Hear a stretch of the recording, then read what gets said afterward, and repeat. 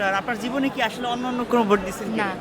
এই যে ভোট দিতে এসে কেমন লাগছে? অনেক ভালো লাগতেছে।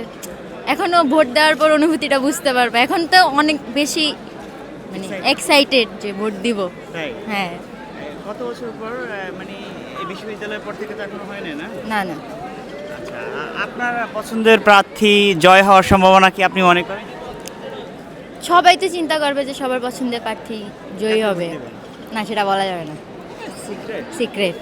আচ্ছা, এখন পর্যন্ত কি আপনি মনে করেন যে সুস্থ সবকিছু ঠিকঠাক আছে? এখন পর্যন্ত সব কিছু সুষ্ঠুই আছে, দেখা আপনি যাইতেছে। ভিপি প্রার্থী বা যারাই জয় হবে তাদের থেকে কি প্রত্যাশা করেন? যাতে এবার আসলেই ওরা যেন ভার্সিটির জন্য আমাদের জন্য কাজ করে, মানে ওদের স্বার্থের কথা চিন্তা না করে আমাদের সবার স্বার্থের কথা চিন্তা করে। যেমন কি আপনাদের প্রয়োজন মনে হয় আপনার কাছে?